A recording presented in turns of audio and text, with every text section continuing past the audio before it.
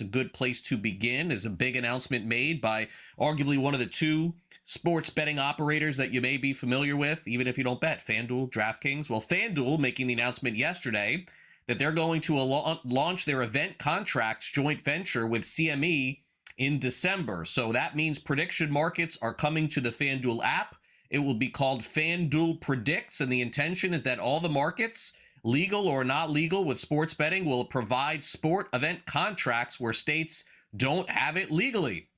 So they are now involved, just like all of the other companies like Kalshi and some of the others, Crypto.com, Robinhood, sports betting contracts called predictions and prediction markets, not sports betting. FanDuel's taking advantage. But there's one place that they will not be able to, and that is in Las Vegas, because FanDuel and DraftKings are not allowed to offer sports betting in Nevada anytime soon, as they want to get into the prediction markets. Here's the issue. The Nevada Gaming Control Board said yesterday they accepted the surrender of Flutter's order of registration as well as their licenses and approvals because they're getting into this business. It also granted administrative approval for request for withdrawal of all active and pending applications for FanDuel and DraftKings. So let me break it down for you. FanDuel and DraftKings want to get in the prediction markets, and in order to do that, in the state of Nevada, they can't offer sports betting. And so they're choosing to get out. The one state probably that they don't do as well in, because, of course, sports betting has been around in Las Vegas for a really long time. Well, Las Vegas has set the odds tonight, right? Patriots, 12.5-point favorites on Thursday Night Football. That's where we stand, folks. Total 43.5. They'll kick off 8:15 Eastern. It's an Amazon Prime game. If you're thinking about the Jets winning this game outright, your $100 bet could get you $640 if you're feeling bold. Jets and Patriots tonight. Will we see Brock Purdy back this week for the San Francisco 49ers? Certainly seems possible. Back at practice, they're taking a more aggressive approach. They play at Arizona this week, although Mac Jones has done a nice job filling in. They can't afford to lose more divisional games. This is one of them. Here's Kyle Shanahan on the potential return of Purdy. We haven't seen practice, obviously. How has he looked as far as his mobility, accuracy, how's he look? I think each week it's gotten better, with last week being the best. I mean, each week has been different. So if he takes a big step forward this week, like he did last week, he should have a good chance to play. A hard decision to make given how well Mac Jones has been playing recently? No, it's not a hard decision. It's just more about Brock's health. I mean, it's been awesome how Mac's played. He's been great. But we got a lot of confidence in Brock, and we know Brock will play at a high level too as long as he's healthy. Certainly appears as though J.J. McCarthy will start for the Vikings this week, although he's been limited at practice. In case you missed it, last week he bruised his throwing hand in the game against the Ravens. It happened in the third quarter, so naturally reporters are asking him if he's good to go this week. How's the hand feeling? Feels good. Yeah, it feels really good. Getting a lot of treatment in the last few days, and we'll continue to do so, but it's feeling good. Did it change how you throw or the way, anything about how you go about things? I definitely felt it for sure. Ripped one in there pretty good to Jets and hit a helmet. So, you're going to be feeling it the rest of the way, but there's no excuses at all. Got to find ways to, adapt and make sure the ball gets to the receiver. Well, if you get your hand slammed in a car door, it's going to feel different for, everything you do with that hand. So, there's no excuses whatsoever at the end of the day. We're warriors and we got to push through. Green Bay Packers not going to make any changes, at least initially, to their offensive game plan. They've had a hard time scoring, and Matt LaFleur has seen it happen. 7 points against the Eagles, 13 against the Panthers. At his weekly press conference, LaFleur says he'll still call plays for the team. A lot of self-inflicted just mistakes, whether it's false starts. We had a couple of illegal formations.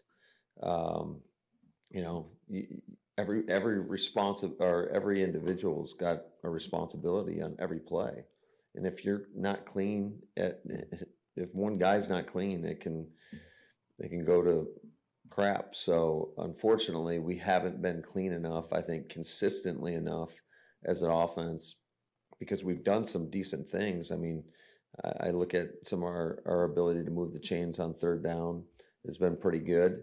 Unfortunately, we've put ourselves in some tough situations over the last 2 weeks where, we just haven't been able to score points. A potential preview of the NFC Championship is also on deck this week as the Lions take on the Philadelphia Eagles. Once again, the tush-push part of the conversation going into the game. Head coach of the Lions, Dan Campbell, not having any of it. Not one of those guys that says it should go away. Says Philadelphia has innovated it and deserves to keep it. I don't know. Well, here's why. I'm a purist, man. You take something else out of the game, then we're taking the next thing out of the game. Then you're taking another thing out of the game. Then pretty soon we don't have pads anymore. And then pretty soon you're only playing 30 minutes. And then pretty soon so that's why I don't want to take it out of the game. It's something. A team's got a niche. They found something. They're good at it, and it's for everybody else to stop. And it's unique. And it's physical, and more than anything, I just don't want to take anything else out of the game. I just want to leave the game alone. That's me. Let's get over to the National Basketball Association, where the hottest team in the league continues to be the defending champions. Another easy win for Oklahoma City, defeating the Lakers 121-92. They were up 36 points in this game in the third quarter, as the Thunder are 12-1 on the year. Shai Gilgeous-Alexander, 30 points, 9 assists, said the game plan before the game was executed in the victory. Yeah, we made multiple efforts, and I thought for the most part we really honed in on the game plan, which is obviously try to make it tough on Haluka and Reeves. I think we did a pretty good job tonight controlling those guys, and not only controlling their scoring, but controlling their playmaking in general. They generate a lot of offense, a lot of points, beyond just scoring, like I said. And they were pretty contained all night, so we did a pretty good job there, and then it just trickles down to everything else. Steph Curry had 46 points for the Golden State Warriors last night, double overtime victory, as 125-120 was the final. Actually, regular season victory, not overtime victory. Also, the Magic hand the Knicks their first home loss of the season, 124-107. Desmond Bane with a big shot earlier in the week had 22 points.